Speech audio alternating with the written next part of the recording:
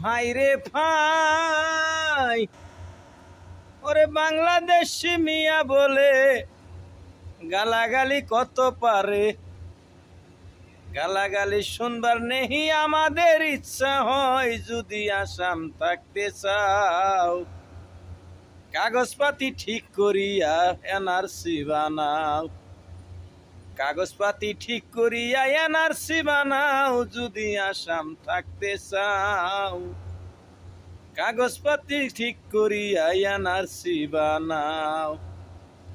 ও ভাই রে ভাই, ওরে এনআরসির এত জ্বালা, চিন্তায় শরীর হইল কালা।